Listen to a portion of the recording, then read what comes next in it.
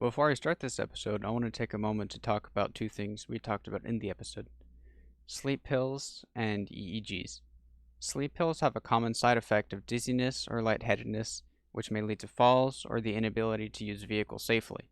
They can cause headaches, gastrointestinal problems, prolonged drowsiness, or a severe allergic reaction. And I wanted to talk about EEGs because a lot of people don't know what it stands for. An EEG stands for electroencephalogram, which is a recording of your brain activity. During the test, they use small sensors and attach it to your scalp to pick up on the electrical signals produced when brain cells send messages to each other. The reason they'll do this is so they can diagnose different brain disorders. And the reason why I have them yearly is so they can monitor what they know and see if there are any changes. On to the episode. Welcome back to the Variety of Life podcast. I'm here with my psychology teacher for this week's episode. Actually has a theme for once. We're going to be talking about sleep. Yep. So Go ahead. I just want to thank you for being on the podcast. I think it'll be a You're very welcome. interesting conversation. I've become known as something of a sleep evangelist lately, so it's definitely a topic I'm interested in. Right. It was one of my favorite topics in the class. Yeah, I remember that. I think I became interested in it also probably when I was maybe in college. I was a psychology major in college, and I remember learning about sleep and just thinking that was fascinating.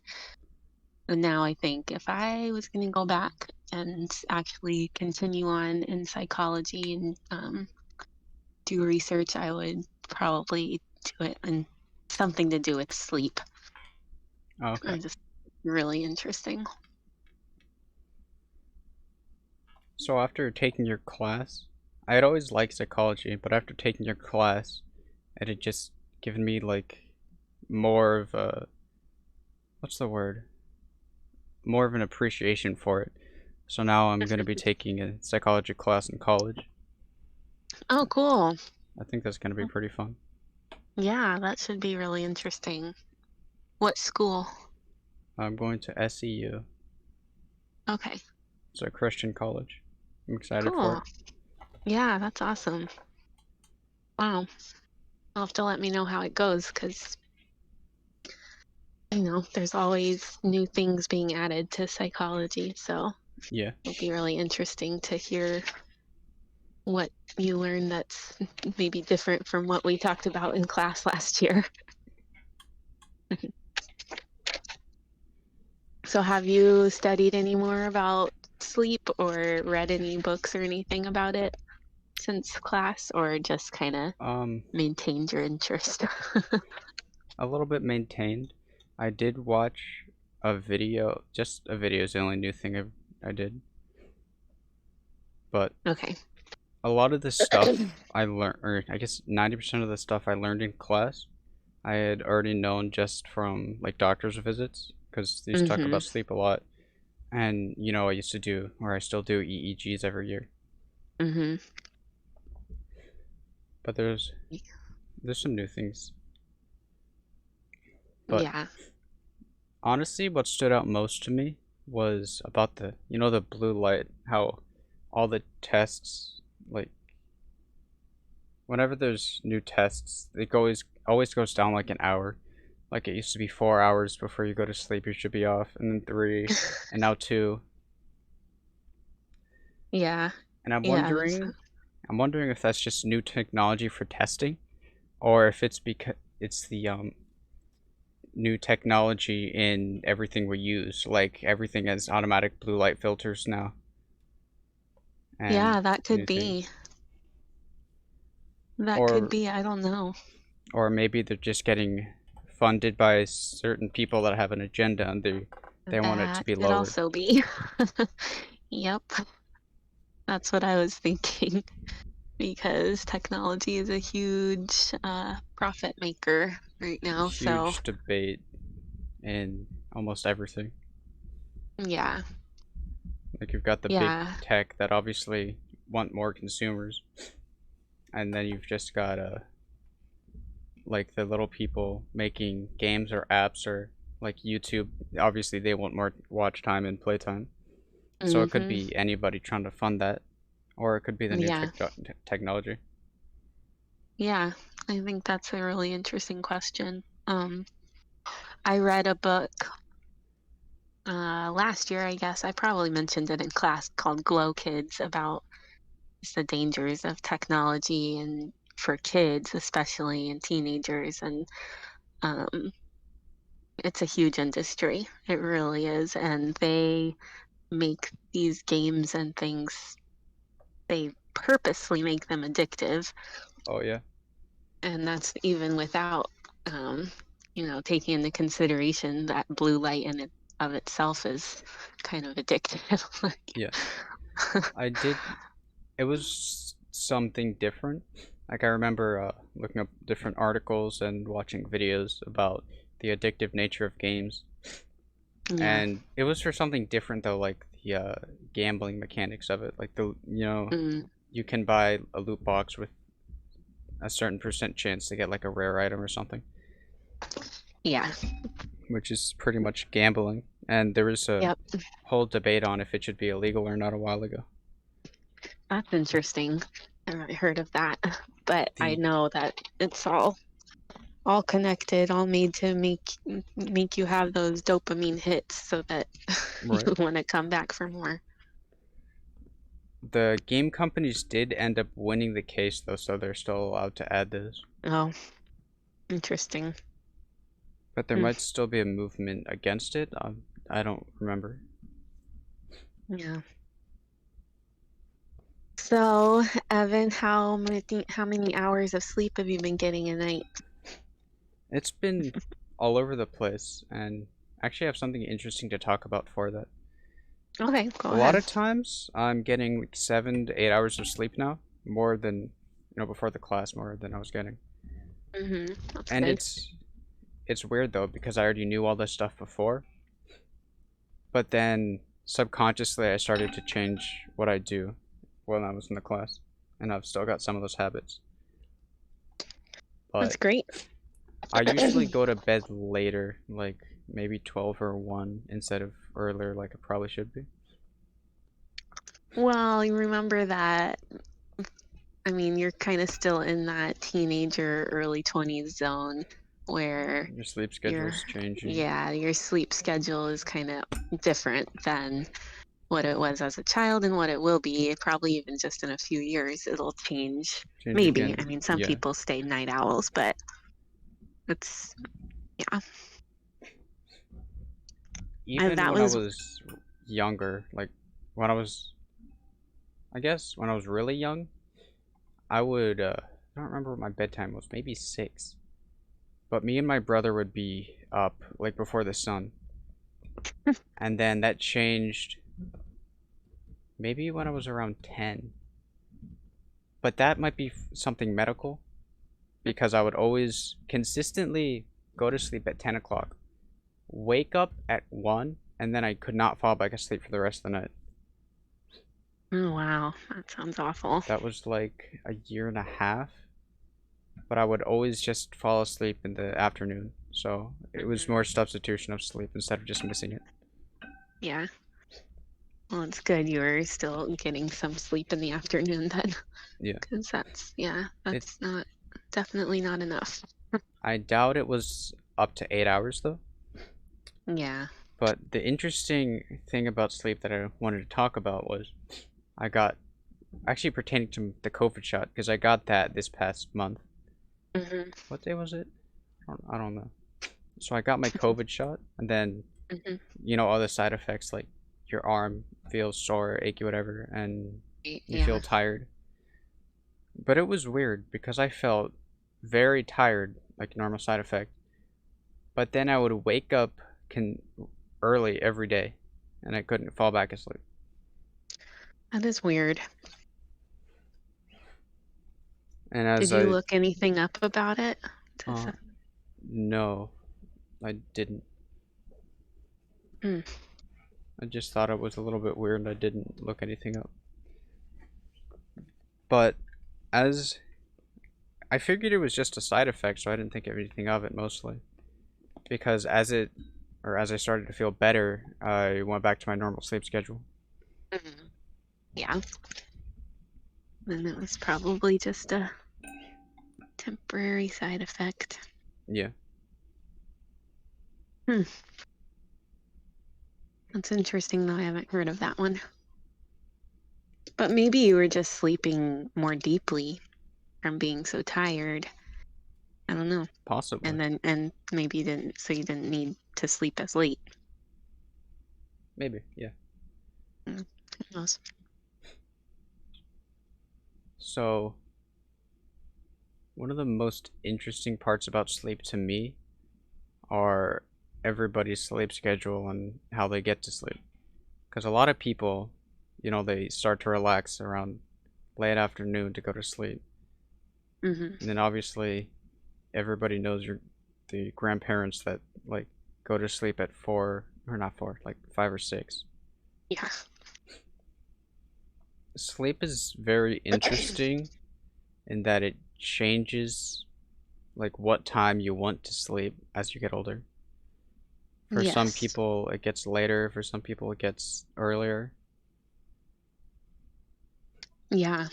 Yeah. It is interesting. That's one of the most interesting parts about it to me too, is how it changes with development and even from the time, I mean, from babies and then childhood, like how much more sleep babies need. And they kind of, I mean, newborns sleep very sporadically throughout the day. Yeah, And then it changes into childhood where they're hopefully sleeping through the night and maybe taking one or two naps. And then older kids just sleep through the night, but they're still needing more sleep. Like my kids, let's see, my oldest is 10 and she probably sleeps, she goes to bed, probably goes to sleep by like 9:30 right. and then wakes up by hmm, 7:30, but I think she would sleep probably later if I let her. Okay. But so that's 10 hours. And then I feel like as you get into being a teenager, you almost need still that much or more. Yeah. Or maybe not. Maybe it's more that you're just staying up later. Maybe about 5 years ago, I read about this test that says adults. It was something against the 8 hours of or like 8 hours minimum of sleep, and it was saying that adults actually only need 6 hours of sleep. Hmm. Wow. I would definitely argue with that. Yeah, this hard disagree. Yeah, because I mean, I I remember we watched that video in class by Matthew Walker, the guy who wrote the book Why We Sleep, Right.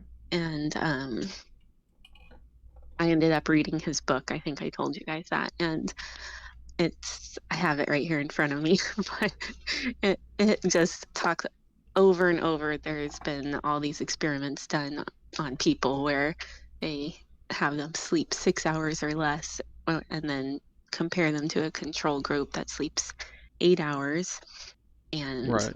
And there was this. all sorts of side effects aside from just Hmm. being tired or a little bit of memory loss, which is Without fail, people who sleep 6 hours or less they do bad on or I shouldn't say bad, but they do worse than people who get 8 hours of sleep on almost every test they're given, whether it's, you know, math or just trying to memorize something, or even when their like health is measured in different ways. It's almost without fail that if you get 6 hours of sleep or less, I mean, the less sleep you get, then the worse you're gonna do. And they right. pretty fast Hello. Uh-oh. set of sleep for a long time. Hello? Oh, I think we had a connection, break in the connection. Uh-oh. Can you hear me? I can hear you, yeah. Oh, okay. You can hear me okay? Yeah. Okay, good. Anyways, yeah. It's interesting how all these studies have confirmed how important it is to get 7 to 8 hours, and people love to argue that they don't they must be the exception, that they don't need that much sleep, but I They don't don't think every realize that all the different parts of their brain are different now. mhm. And I think they're just used to it. Like people, if you've been living on 6 or less hours of sleep for years, Your and body's you're gonna gonna get just used kind of to it, but you're not gonna yeah, but realize how much different your life would be with 7 to 8. mhm, yeah, yeah. You The don't the realize all weird the part is though, if you do have 5 to 6 hours your whole life, and then try like a night or two of 8 hours, you're gonna feel weird, and then obviously that's gonna make them think, oh well, I can't do this. It's worse yeah, yeah, because that's your true. body's not adjusted to it. Yep, yeah. Really got to give it a chance. So I just thought about something, and What's that? I'll think about it every once in a while. You know how people will say coffee stunts your growth? Yeah. There's always been debate. I've heard both sides, but the pretty much the majority of what I've heard is just one of those superstitions. But I was just thinking about it. It might actually stunt your growth because it's affecting your sleep. And Yeah. I remember hearing like 5 years ago again that like most of your growth happens when you're asleep.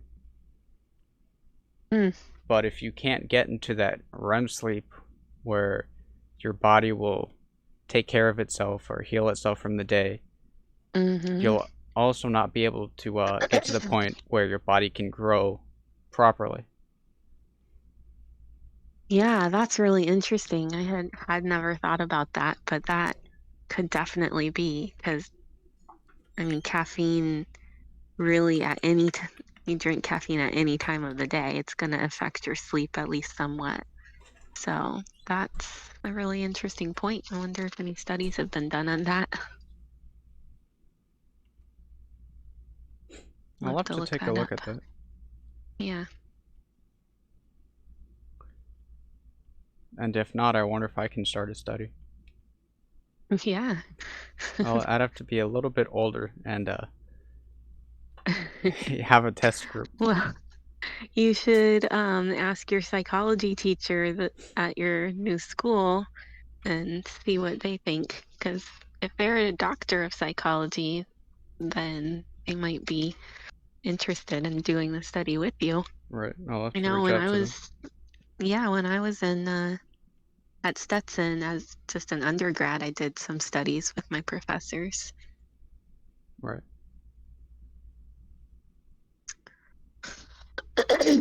That'd have to be a pretty long study though. Yeah, that's true. It would have to be a longitudinal study, so it might not be the best for a college one. Yeah, probably not.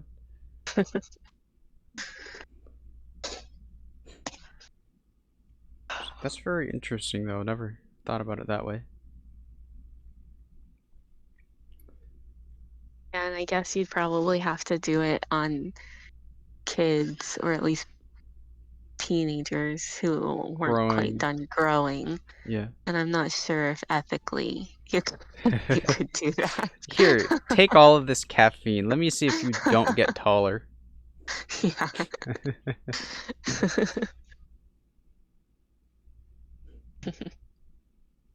Some of the Obviously. studies, oh, go Go ahead. ahead. Sorry.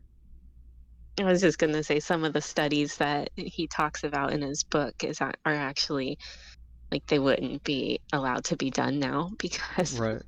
they're not really ethical. All of the laws changing. Yeah. Yep. What was I gonna say? Oh man, I don't remember. Sorry. That's fine. So, what changed from when you were learning to when you were teaching us? You mean about sleep specifically? Psychology in general. Psychology in general. I mean, I don't know that that much changed. It's only a decade. So, maybe some things, I mean, things are constantly changing in the sense that studies are finding new things and new things out, and there might be little tweaks here and there to what we know, but I can't think of anything off the top of my head that's like majorly changed in that time. I think the like major changes happen more between like the time of Freud and Right. then up into like the 80s and 90s when they started finding more things out, leaning more towards behaviorism and that kind of thing. So, but Okay. yeah, I'll have to think about that. I haven't, I mean, I might would have to like get out my old psychology notes and look at them and see if there's anything that has changed since I took psychology. I I'm sure think there's something. so. I know learning psychology versus Christian psychology Hmm. will always have a glaring difference between them. Yes. Yeah, definitely. Um, I told you guys in class about my history with studying psychology first at Stetson, which is very secular. And then I went to Palm Beach Atlantic for a year of grad school, which is a Christian school, but the way that they taught psychology was a little bit more on the secular side, kind of in the middle. And then when I went to, after I got married, we went to Southern Baptist Seminary, and that's where I did biblical counseling. And so that was like totally on the other end of the spectrum. Right. So, so different. All of them were very different, but there's also a lot of similarities too. I mean, there's certain things that all of them teach, and so it's interesting the general knowledge, that the Lord gives is going to be the same across all of them. But Yeah. then when you get into the more specific things like just how you counsel somebody, whether or not it's going to be a biblical counsel or just based on feelings and, this is whatever the world is saying at the time. I Yeah. think that's where you find the biggest differences.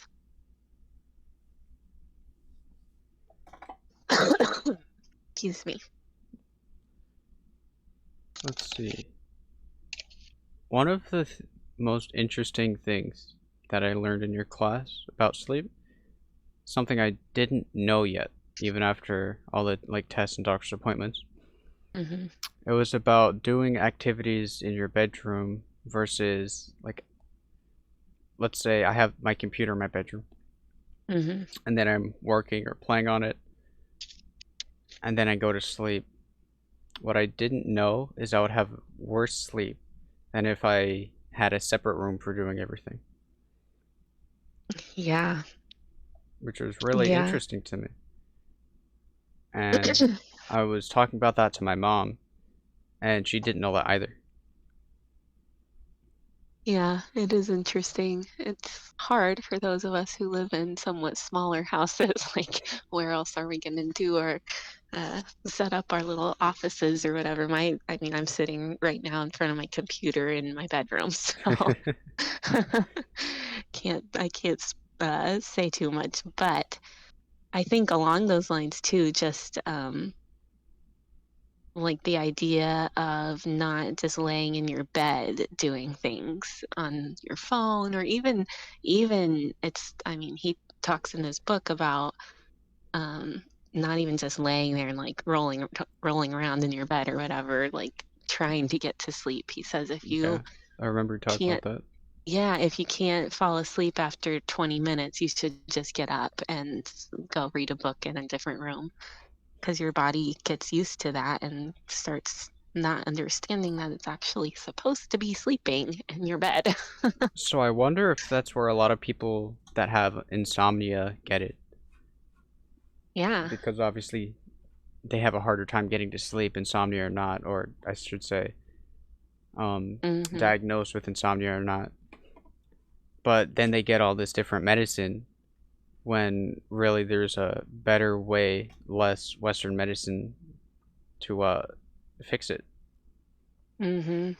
Where if they're rolling around for 20, 30 minutes, they're not thinking, hey, I better get up and do something else, because everyone their whole life is just told when you go to bed, you just lay in bed till you fall asleep. Mhm. But once they're diagnosed with insomnia, they get, like, what's it called? Whatever medicine it's called. Yeah, That I mean, has the, Ambien or whatever, there's different medicines, yeah. that has the melatonin to Mhm. release more in your brain.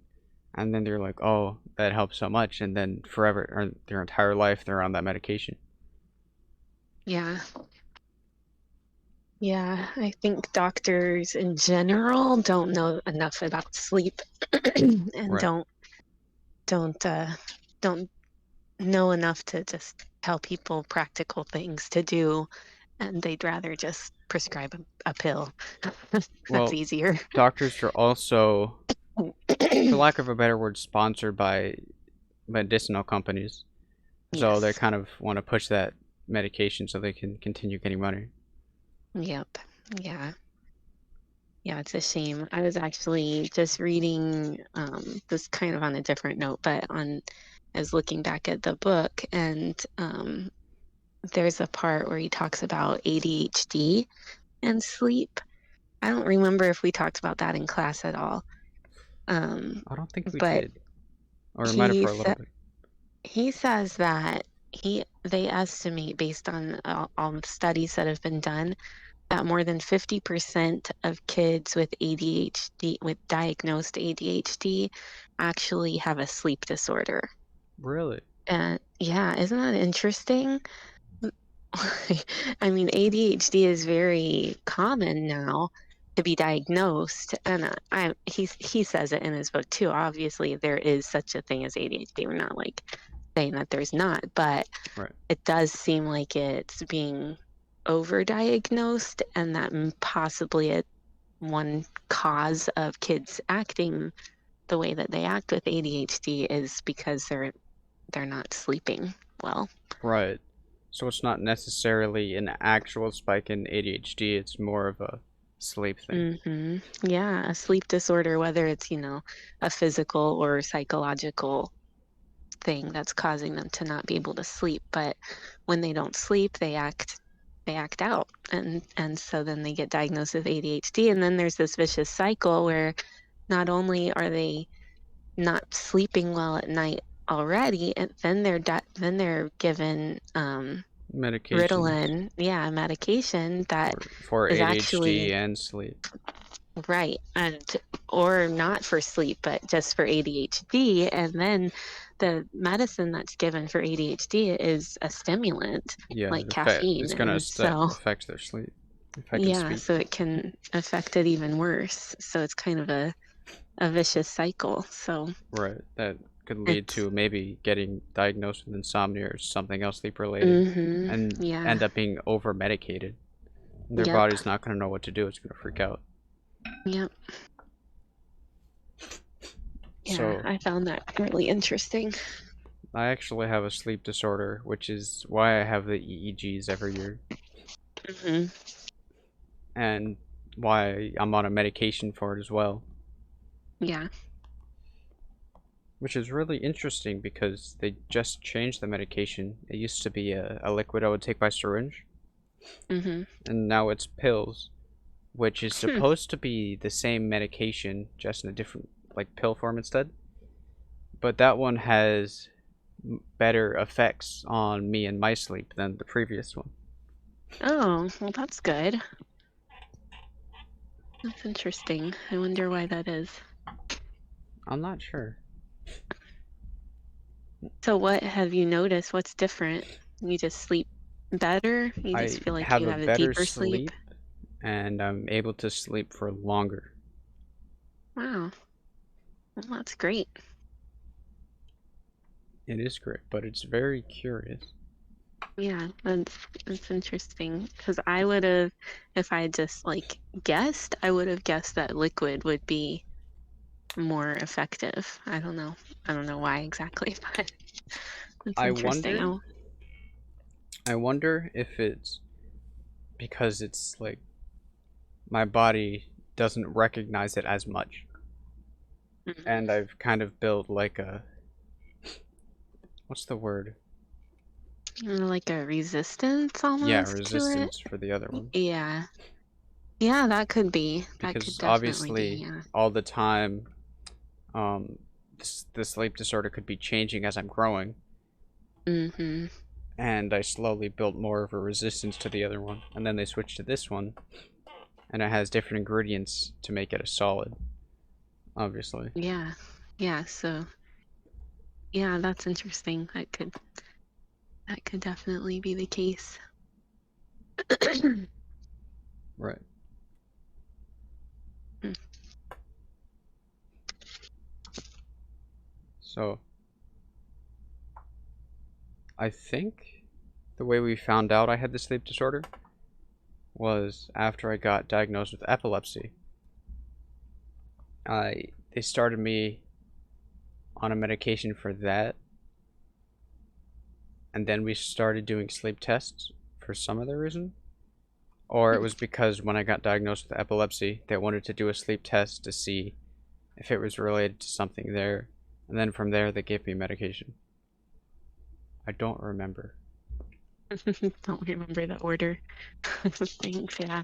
But what I But do remember is that the epilepsy, I used to have a different kind of seizure. I told you about the absent seizure, mhm, and yeah. then while I was on the medication, that went away, but it changed to being nocturnal seizures, which played a part in the disorder I have for sleeping, which Hmm, is why I'm on the medicine now, yeah, is to kind of bring that to bay, so I can actually have a good sleep and not yeah, be postictal. yeah. That's interesting. And anyone who's had a seizure and is have been postictal can tell you that it is awful. But Yeah. usually that lasts for like 30 minutes. Do you know what? Do you know the definition of I remember you postictal? telling me about it, that it's like you kind of are like you don't know really what's going on. Is that what it is? Like after you have a seizure? Here, I pulled it up. The postictal state is the abnormal condition occurring between the end of an epileptic seizure and return to baseline condition. Applying this definition operationally can be difficult, especially for complex partial seizures. Okay, this is talking about But it's pretty like right much after you have a seizure and you're going back to feeling normal. yeah. But pretty much being postictal is like kind of a weird state of consciousness for me Mhm. because I know what's going on, but my memory just isn't there as much. I'm more absent-minded. I'll like drift off into my thoughts kind of. Mhm. And it's really weird because your body is kind of recovering from having the seizure. So you still feel like jittery and shaky. Usually this happens for roughly like an average of 30 minutes. But for me, since like it's all night, if I miss my medication, which like brings that at bay, I Mhm. will be postictal for around 8 hours. Oh wow. So I'm like out for the day and I can't do anything. Yeah, that would be awful. But that has that happened a lot lately, or is that not as often now with the new medication? I think I've missed the medicine once or twice, and I was postictal, but not near the like strength of it normally, Mm, and not near the amount of time. mm. Well, that's good. I want to ask the doctor about it because even though they say it's the exact same, it has vastly different effects. Yeah, yeah, you should definitely ask them because, I mean, who knows, that could affect future medications too. Yeah. It's really interesting. I mean, I can't complain because it's a lot better than the other one, Mm-hmm. but it's just kind of weird. Yeah. Oh, let's talk about sleep paralysis. Uh, sleep paralysis is Now, so weird. I don't remember. Have you ever experienced it? I have, yeah, just a few times. It's not common for me. It hasn't happened to me in probably years, actually, but Okay. there's a few times that I remember. Actually, I think it happened to me the most when I was pregnant, and probably because I was just so exhausted and like Okay. it's a different kind of exhaustion when you're pregnant. So I just remember, yeah, I remember one time I fell asleep on the couch, 'cause I would have to get to this person's house. I was nannying their little girl, and I would have to get there pretty early in the morning, and the little girl would sleep until like 9, and so I would just fall asleep on their couch until she woke up. And I remember one time falling asleep on their couch and having waking up and still be not being able to move, and it was so scary. I felt like somebody else was in the room coming up to me, and that's very common with sleep paralysis, like Right. that you kind of have a hallucination Like during usually it. shadowy figures coming towards you or just Mhm. being in the corner. Yeah. Yeah, it was so creepy. And then I just kind of like I don't know, I just kind of closed my eyes and tried to come out of it, and I did.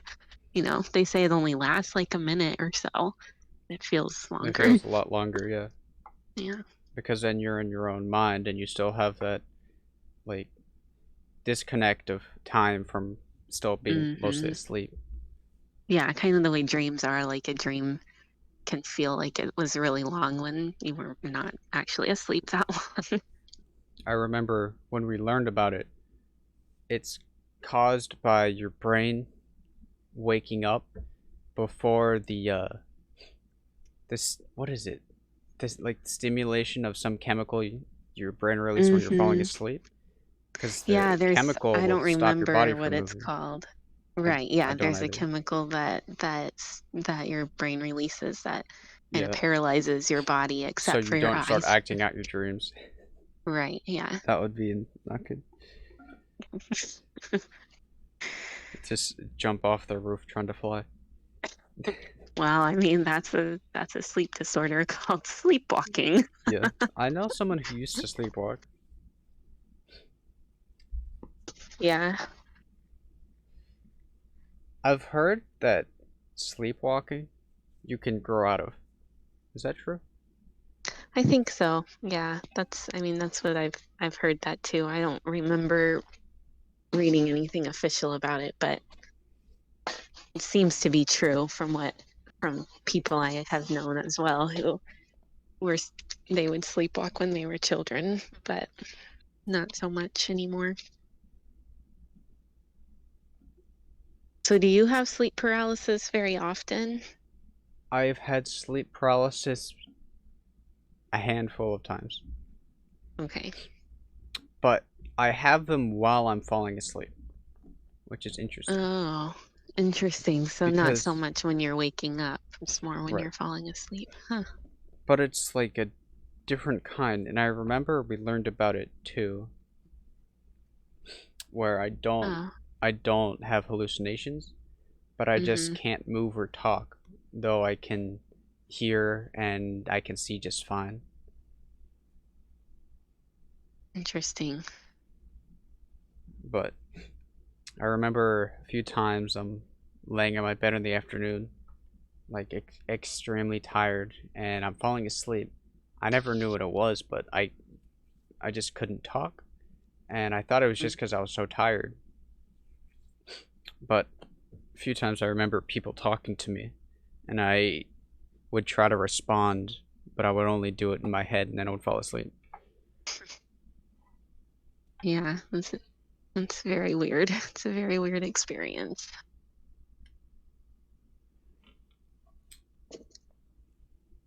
I know sometimes we would be getting up for church, and someone would come wake me up. Hey, Evan, get up. We have to get ready now because I'm really tired from the day before or something. Hmm. And then what happens is I would get up, get ready, and we would leave. And then I would wake up, and they would have left without me because obviously they have to get there in time. But it's really weird because I had a vivid dream of getting ready, and I didn't even realize it. That's weird. Yeah, dreams are interesting. I don't know as much about dreams. I don't feel like as I could, but very I mean, I don't think science knows that much about dreams, honestly. They're just kind of Science doesn't know, but Disney knows. yeah. Dreams are just a wish from the heart. Yeah, it's interesting. There is I think we talked a little bit in class too about lucid dreaming. Lucid dreaming is one of my favorite topics, or Yeah, that subtopic of sleep. yeah, that was it's very interesting. I've never been able to lucid dream. Did I forget? Do you lucid dream? I used to, and Okay. my sister does. I don't know about my brother. I know my dad said he used to. Not sure about my. I wonder. I actually wonder if it's a genetic thing. Like it'll come Yeah. easier to some people. Yeah, it could be. That's interesting. I don't at all, but my husband does, Adam. Some. I don't think like every night, but he can. And I feel like my kids have talked about doing that too. Although you never know. You never know with kids. Yeah. But yeah, that would be interesting to find out if it was a genetic trait. Because it does seem very like cut and dry, like you either can do it or you can't. But then I did read that you can teach yourself to do it, so You I can don't know. learn. That's what I did actually. I Yeah, know but that of. Go ahead. I just wonder if you can if there's some people who can't learn, like if it's Right. genetic, there could be some people that Like can rolling your learn. R's. You. Yeah, It's yeah, genetic, but you exactly. kind of learn as you grow up. Mhm.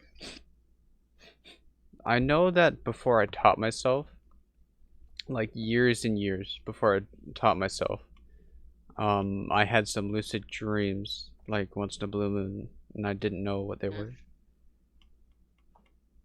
So it's not like I'd never had one before that. Right. So you had done it without really even realizing you were doing it. Now, one thing I've heard a few people talk about is lucid nightmares. Mhm. Oh, it just hit something.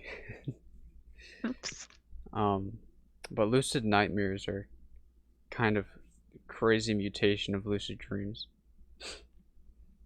because Yeah, obviously you know what you're most afraid of, even if you don't recognize it, your subconscious will kind of bring it out. yeah, that sounds terrible. And I used to have a lot of lucid nightmares all the time. Really. Yeah. Ugh. The strange thing though, and I would like to talk to other people who've had lucid nightmares, there would always be some kind of goal I need to get to so I can wake myself up. But I always knew that I could wake up.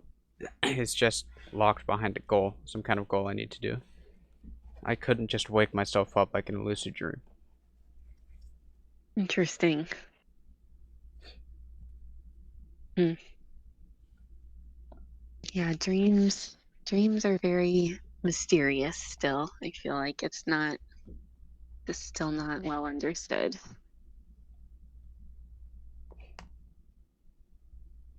It's probably for the best. I think we talked a little too about, God using our dreams sometimes, and you know, these dreams can be pretty spiritual in a way as well. Yeah, you can So you can it's have like the interesting. deja vu or whatever, Yeah, or yeah, like the what is it, premonition dreams? yeah, like a almost like a prophetic dream or something like that. I used to get those for the most random thing. Like I remember one time I had a dream about sitting somewhere like watching TV with my sister, and I remembered exactly what show it was, and then it happened. And then one Yeah. time I had a dream about who won the Super Bowl 2 years later, and then that happened. Wow, I should that's have bet on that. interesting. Yeah. I bet you Yeah, $1 million. I read a book at the beginning of this year called Intuitive People, and it was not that good. I don't actually recommend it, but there were some interesting parts, just about how some people are just much more intuitive than others about just life in general, and it can almost seem like freaky, like like they're like psychics or something like that. Yeah. But really, it's more just some people have like almost like a sixth sense, but it's more like just a combination of all your senses, and you are You just just have the better genetics. You won the lottery.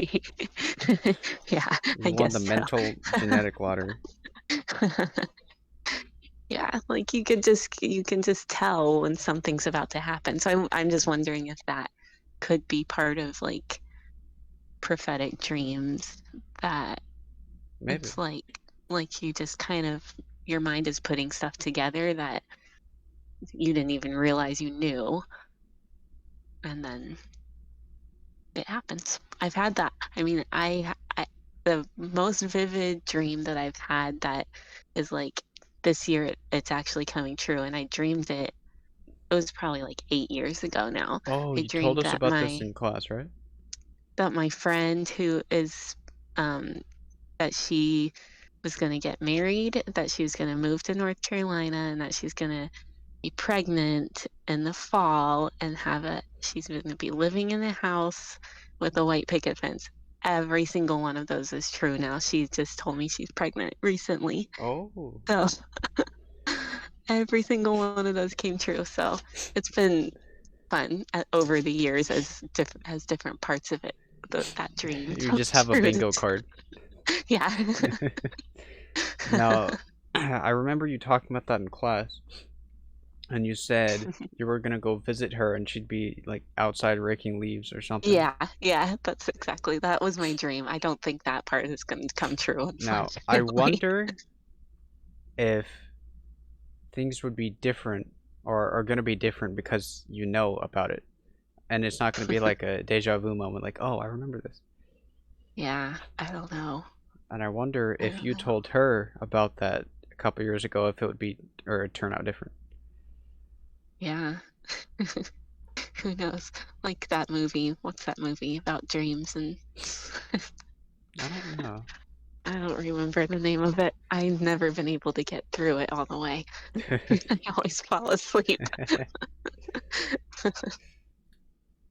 Okay. Well, I wanted I wanted to yeah, side note for a minute, not about psychology, but okay. do you fall asleep during movies often? Um, yes, I do. We usually have to watch like half a movie or a third of a movie, and then Adam will be like, "Are you still awake?" And I'll be like, not really." Yes, I'm So they'll awake, turn it off. definitely. Now, is there a specific type of movie? Okay, so if it's like has any kind of romance in it, I probably won't fall asleep. Okay, so you fall But asleep in like action movies. yeah, and I really actually like action movies, but if it's I've realized this recently actually that I tend to fall asleep in like the main, like the big action parts where it's just like 20 minutes of straight action. That's when I fall asleep. See, the reason why I asked is my grandma would do that too for action movies. Every time she was over, she'd just pass out in an action movie. That's funny. Yeah, I don't know. Something about And I think, you know what? Actually, I guess this was technically about the psychology, because I think what happens is like, you know how you set your room up as you sleep there. hmm I wonder if your brain has now decided that action movies mean sleep, Yeah. and it's It kind of could like you be. can't help it. Yep, I've trained my brain to fall asleep to action movies. Ah, gunfire, so relaxing.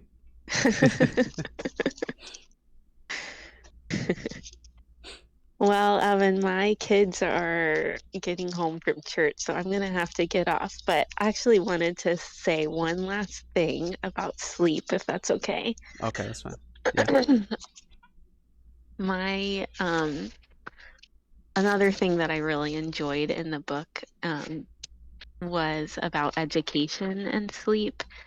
And I just want to say to put it on the record on this podcast that I strongly believe that high schools should start later I than they agree do. with you. That might just because They, I'm high school though. Or yeah, not anymore though. yeah, you're still close enough to it that you Yeah. understand because teenagers should be allowed to sleep later. There's so many studies done that show such a strong correlation between schools that do shift to starting even just an hour later, and then their students have significantly higher GPAs and SAT scores. Right. It just seems crazy to me that they're still starting high school at like 7:30 on average. I think that said like they start at 8 or 8:30, but Yeah. some are a lot earlier, and it makes me very frustrated because high schoolers need their sleep.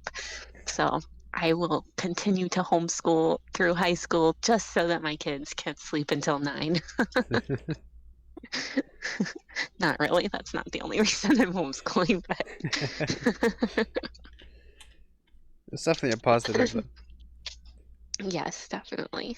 I hope that they will appreciate that. They definitely will. If not now, later in life. They'll Yeah. look back and say, "Thank you, Mom." Yep. All right. Well, this has been a great conversation, and I want to thank you again for coming on the podcast. Yeah, thanks for having me. It was fun. It was good to catch up with you too. You too.